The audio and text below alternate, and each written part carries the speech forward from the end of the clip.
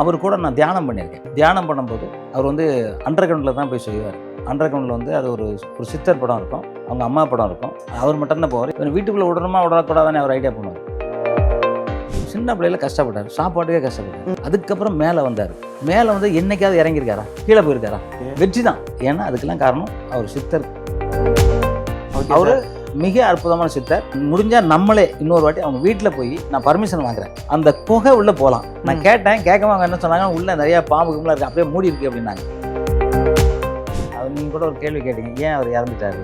சிவனே இறந்துருக்காரு, மகாவிஷ்ணுவே இறந்துருக்காரு, பிரம்மா இறந்துருக்காங்க, எல்லாருமே இறந்து தான் போகும். அவருடைய பர்சனல் ஜாதகம் யாருக்குமே தெரியாது. அந்த அளவுக்கு அவர் வந்து செக்யூர்டா இருப்பாரு. ஏன்னா அதெல்லாம் தெரிஞ்சா தன்னை செய்வினை பண்ணிடுவாங்க அப்படின்லாம் அவர் நம்பி ஜாதகம் வச்சிருந்தார். எம்ஜிஆர் அவர்கள் வந்து கண்ணாடி பூஜை பண்ணுவாருங்க. நான் உட்காந்து அதனால தான் நான் இன்னைக்கு வரைக்கும் கண்ணாடி பூஜை பண்ணிக்கிட்டு இருக்கேன். அப்படியே கண்ணாடி முன்னாடி உட்காந்து ஒரு அகல் விளக்கு வச்சுட்டு அப்படியே தியானத்தில் போகிறோம். அவர் சொல்லுவார், நம்ம வந்து என்ன கேட்குறோமோ அதை கொடுப்போம். ஏன் சார், எனக்கு ஒரு நாள் உடம்பு சரியில்லை, நான் படுத்திருக்கேன், என் மேலே யாரோ அப்படியே படுத்து சரி பண்ணிட்டு இருக்காங்களாம், எனக்கு தெரியல.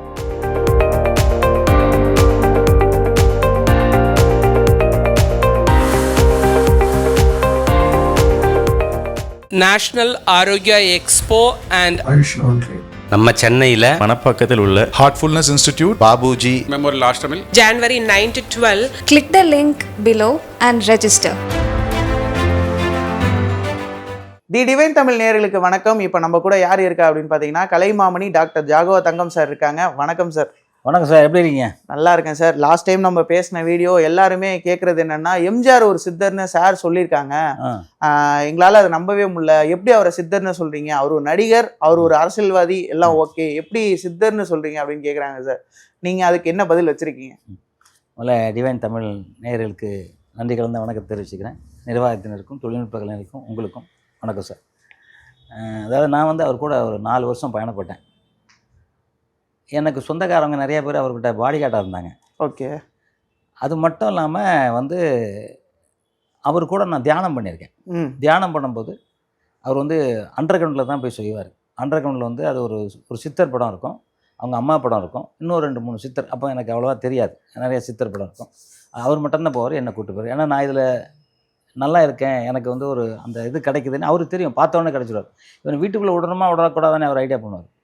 அவர் நீங்கள் அதை காத்திருப்பீங்க. அவர் மூக்கை பார்ப்பார், மூக்கில் வந்து சுவாசம் எந்த நடக்குது, யாரை வர்ற சொல்லலாம் வேணான்றது பார்ப்பார். அவர் கூட இருந்த பழகினா அத்தனை பேருக்கும் இன்றைக்கி கேரவஜ மடத்துக்குலேருந்து எல்லாருக்கும் தெரியும் அது.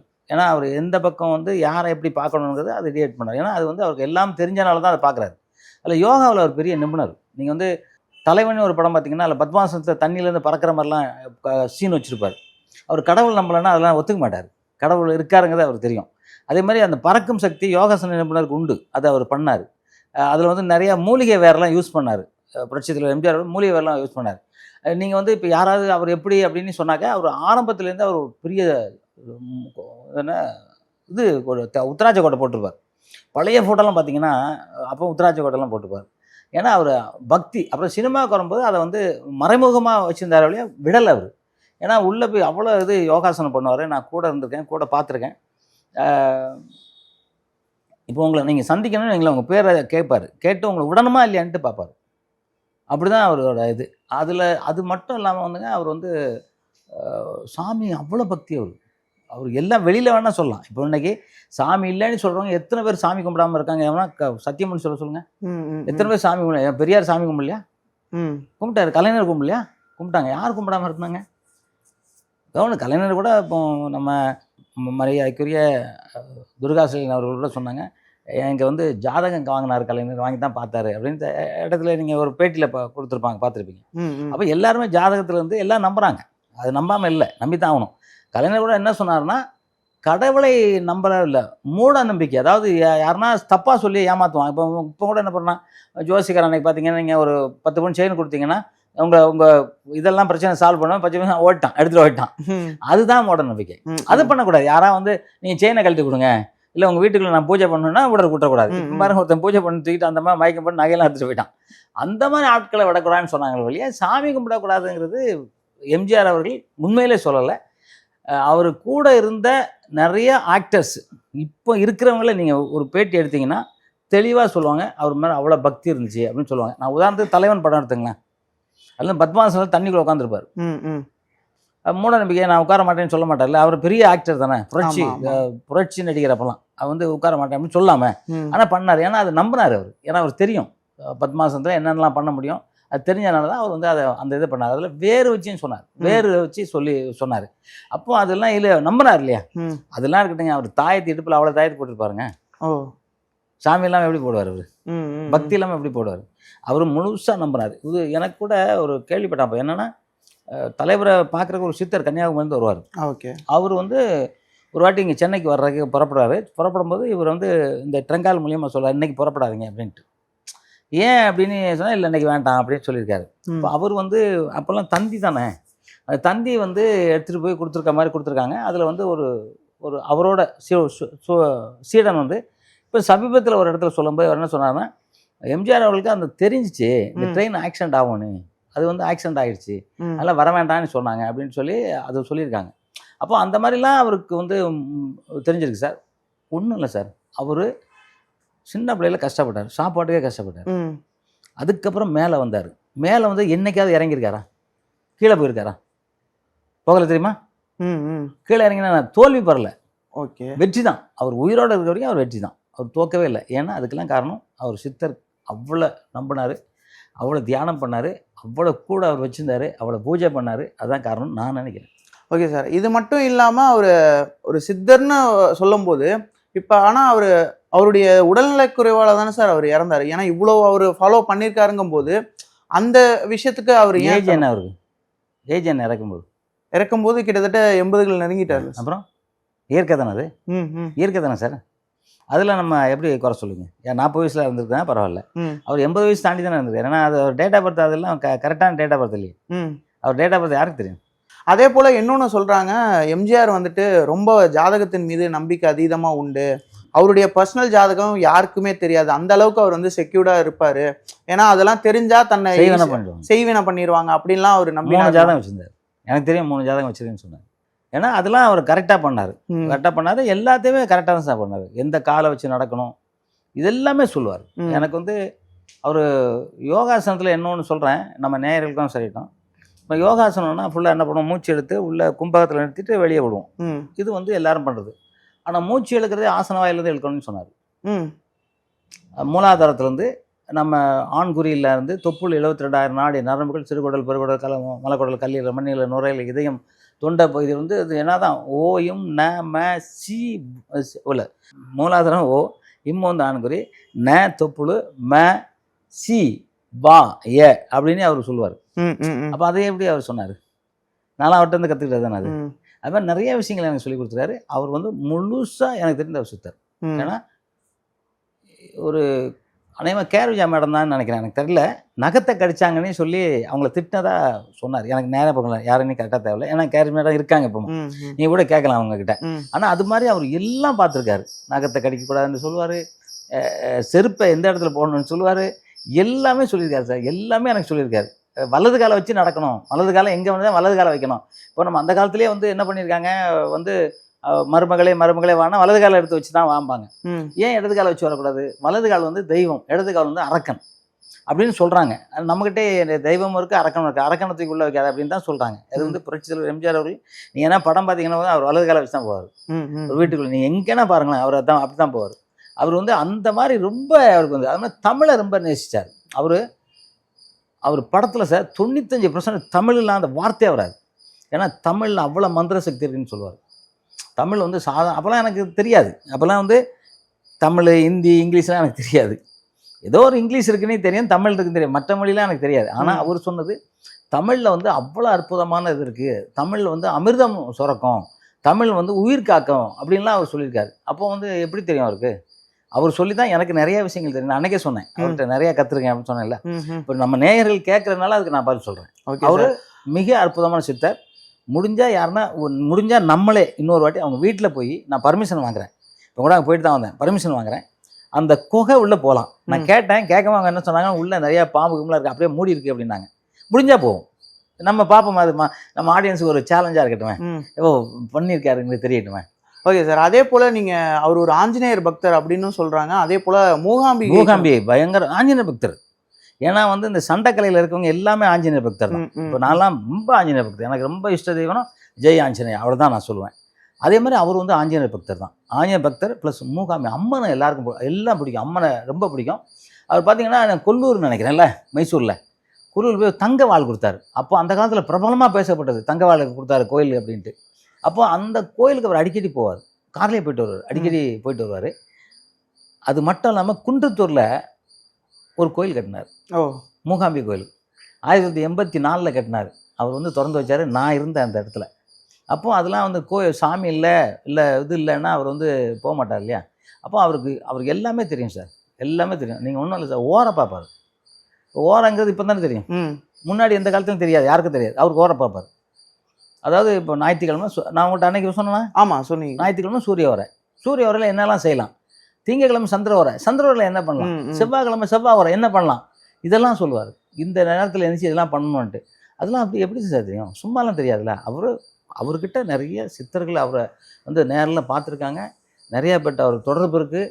அதனால தான் அவருக்கு நிறைய விஷயங்கள் இருந்துச்சு. அதை யார்கிட்டையும் சொல்ல மாட்டார். இப்போ நான் வந்து அங்கேயே இருந்ததுனால நான் பயிற்சி பண்ணுறது, நான் உடம்புலாம் அப்படி பார்த்தாருன்னா அப்படியே கட்டுக்கட்டாக வச்சுருப்பேன். அதனால் அவர் இதெல்லாம் நீ டீ சாப்பிடாத, தண்ணி அடிக்கக்கூடாது, அதெல்லாம் நான் அடிக்க மாட்டேன் அப்படின்னா, இல்லை என்னையும் அடிச்சிடாத அப்படிலாம் சொன்னார். ஏன்னா அதை தான் நான் கடைப்பிடிக்கிறேன். அதனால தான் நீங்கள் வயசாகிடுச்சு, 73 வயசு முடிய போது என்னங்க எப்படியே இருக்கிறீங்கன்னா, காரணம் புரட்சி தலைவரும் ஒரு காரணம்.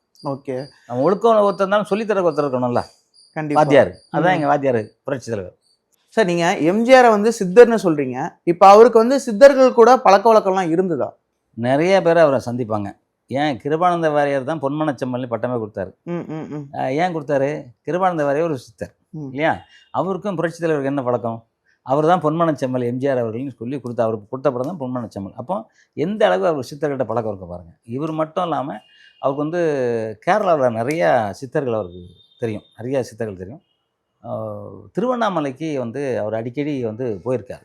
அந்த காலத்தில் வந்து போயிருக்காரு. அப்போல்லாம் இந்த மாதிரி யூடியூப்பு, ஃபோனு, செல்ஃபோன்லாம் கிடையாது. இவர் போகிறது நைட்டு போவார், யாருக்கும் தெரியாது.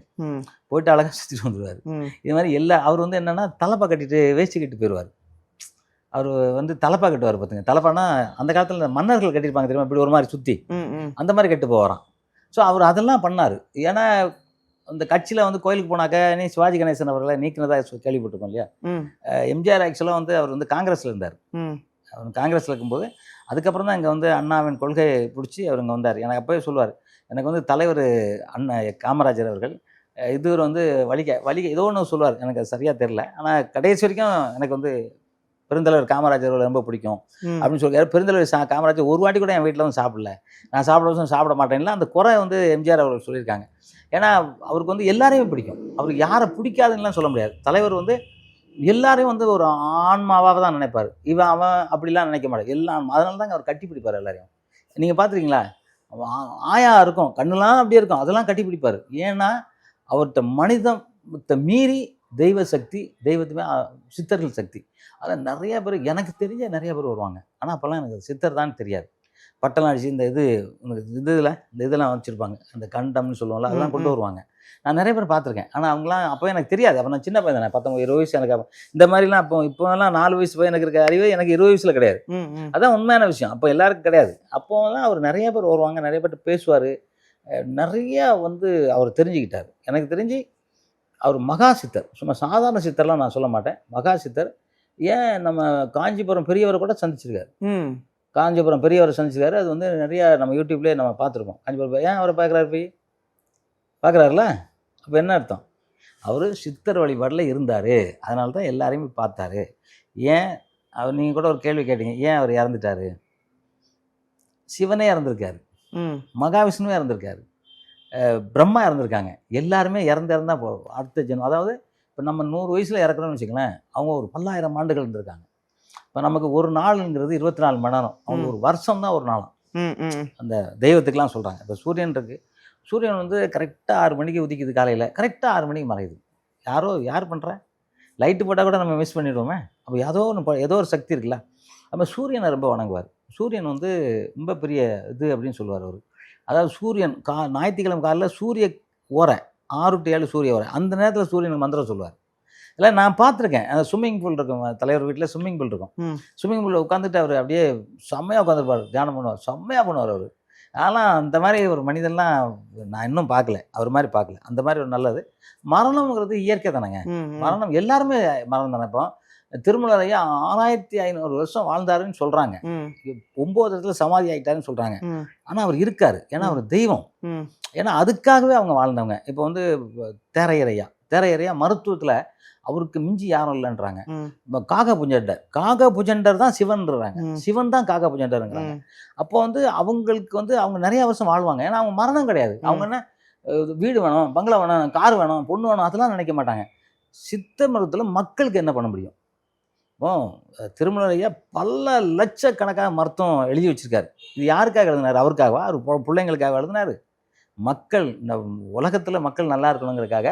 இன்னைக்கு கொரோனாங்கிற ஒரு நோய் வருது, அவருக்கு தெரியுமா தெரியாது தெரியல. ஆனால் ஒரு மருந்து எழுதி வச்சு அதை சாப்பிட்டு தானே கொரோனா போச்சு.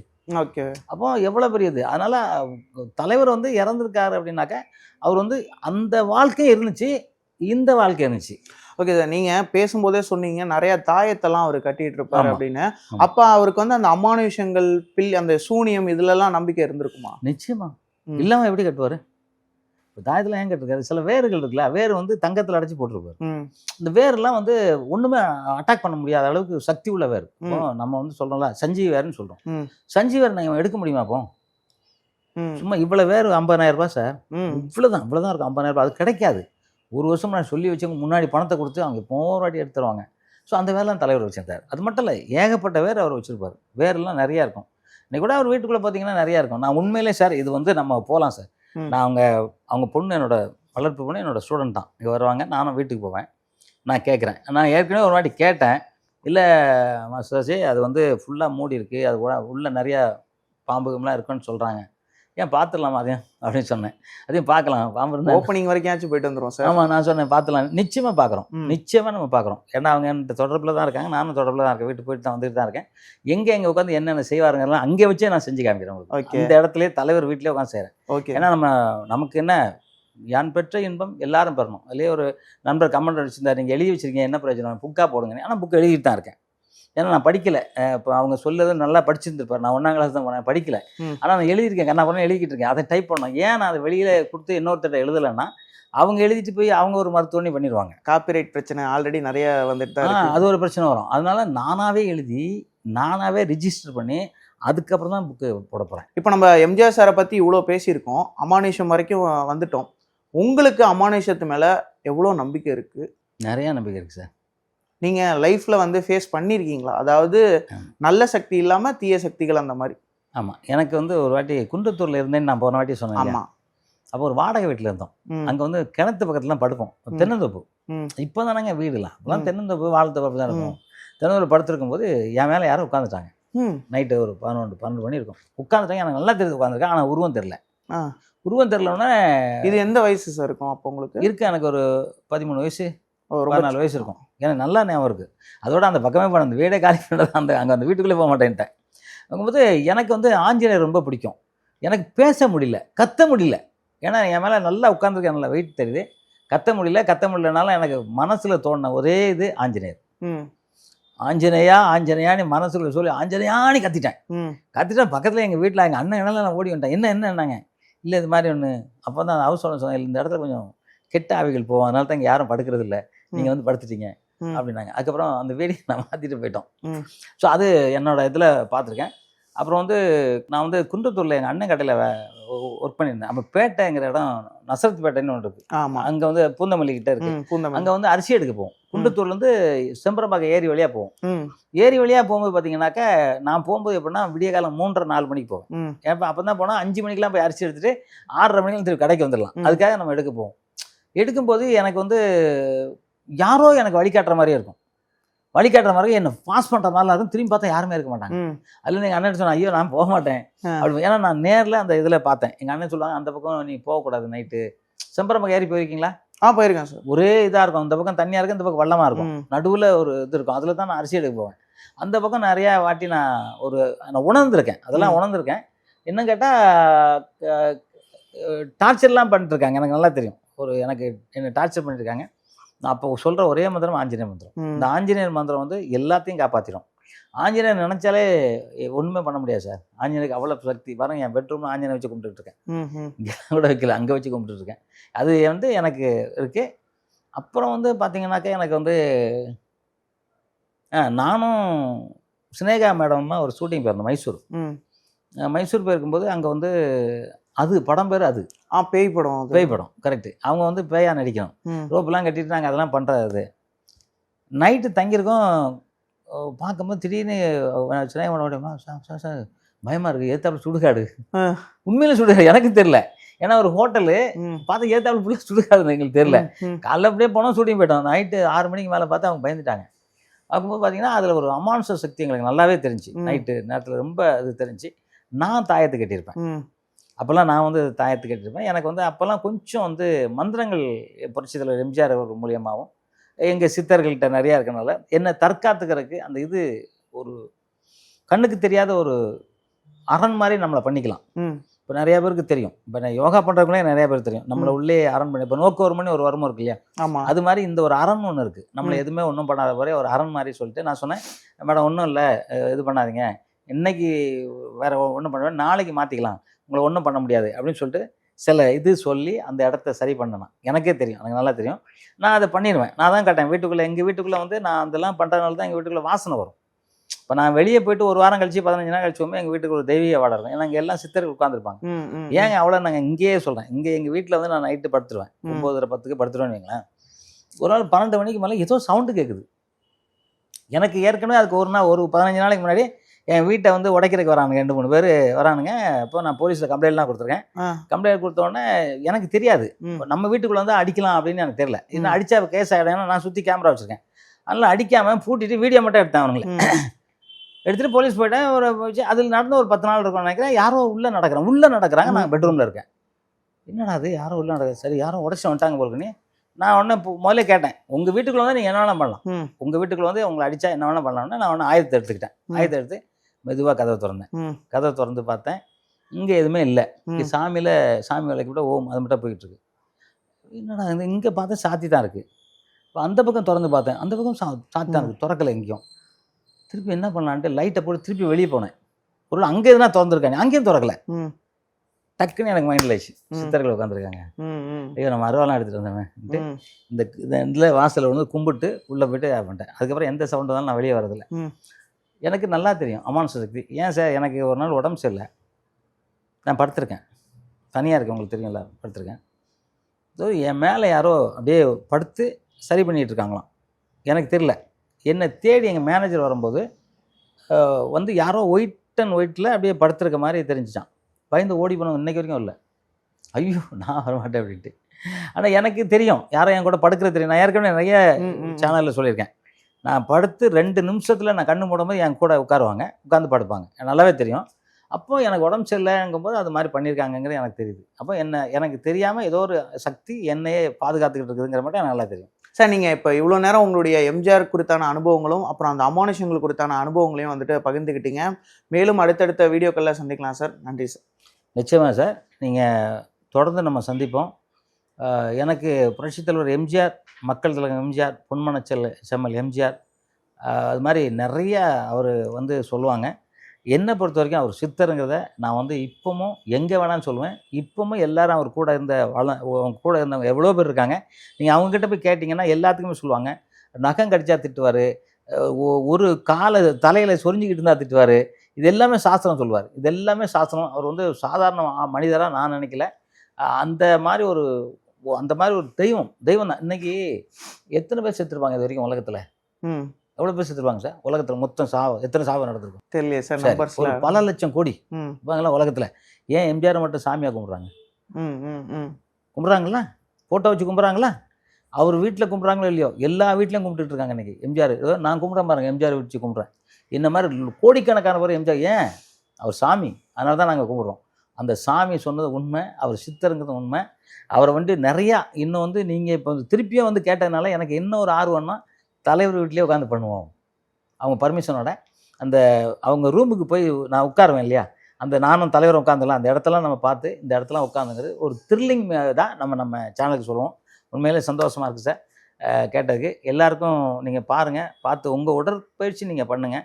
உங்களுக்குள்ள தெய்வம் இருக்குது, கடவுள் அப்படின்னு சொல்லுவாங்க. நம்ம தான் கடவுள். நீர், நிலம், நெருப்பு, காற்று, ஆகாயம், 5 பூதங்கள் நம்மக்கிட்ட இருக்குது. நம்மளும் கடவுள் தான், எல்லாரும் கடவுள் தான். அதான் கண்ணாடி பூஜை. சாரி, முக்கியமான மேட்டரை விட்டேன். எம்ஜிஆர் அவர்கள் வந்து கண்ணாடி பூஜை பண்ணுவாருங்க. நான் உட்காந்து அதனால தான் நான் இன்றைக்கு வரைக்கும் கண்ணாடி பூஜை பண்ணிக்கிட்டு இருக்கேன். அப்படியே கண்ணாடி முன்னாடி உட்காந்து ஒரு அகல் விளக்கு வச்சுட்டு அப்படியே தியானத்தில் இருப்பார். அவர் சொல்லுவார், நம்ம வந்து என்ன கேட்குறோமோ அது கொடுக்கும், நீ வந்து அதை பண்ணுனாரு. நான் அது அப்போல்லாம் பண்ணலை, அப்போல்லாம் அது சும்மா அப்படின்னு நினச்சிட்டு விட்டேன். இப்போ 10 வருஷமாக நான் அதை பண்ணுறேன். எனக்கு அந்த கண்ணாடி வேறு யாரும் பார்க்கக்கூடாது. இந்த கண்ணாடி முன்னாடி இப்போ அவர் கண்ணாடியில் பண்ணுறாருன்னா அந்த கண்ணாடி அவர் தான் பண்ணணும். இப்போ நான் என் கண்ணாடி வேறு யாரையும் பார்க்க விட மாட்டேன். யாருன்னா வந்து யதார்த்தமாக அது இல்லை, என்ன மாதிரி உட்காந்தெல்லாம் பண்ண விட மாட்டேன். அது சொல்லுவார், அது மாதிரி உட்காரக்கூடாது. ஏன்னா நம்ம மட்டும் உட்காந்தாக்க முன்பிறப்பு, இப்போ இதுக்கு முன்னாடி என்ன பிறந்தீங்க, அதுக்கு முன்னாடி என்ன பிறந்தீங்கிறதெல்லாம் அது தெரியும். அதை அவர் சொல்லியிருக்காரு. அது முக்கியமான விஷயம். அப்போ அது வந்து அவர் எப்படி சொல்லியிருக்காரு. அதனால் நான் இன்றைக்கி வரைக்கும் பண்ணிட்டுருக்கேன். ஒன்றும் இல்லை, நீங்கள் அடுத்த வாட்டி வரும்போது சொல்லுங்கள். நான் நிறைய புக்கு அது எழுதியிருக்கேன். நான் ஒரு நண்பரோட புக்கு, நான் புக்கெல்லாம் காமிக்கிறேன். நான் என்ன பிறப்பாக பார்த்தேன்னு நானே எழுதி வச்சுருக்கேன். அப்போ எல்லாம் புரட்சி தலைவர் சொன்னது தான். அவர் சிஷ்யன் தான் நானும்னு வச்சுங்களேன். அதனால் இன்னும் நிறைய அவர் வீட்டுக்குள்ளே போயிட்டு அவர் வீட்டிலேயே ஆராய்ஞ்சு அதை போடுவோம். நம்ம நேயர்கள் அனைவருக்கும் மீண்டும் ஒரு முறை கரம் கூப்பி சிரம் தாழ்த்தி நன்றி கலந்த வணக்கம் தெரிவிக்கிறேன். நன்றி, வணக்கம் சார்.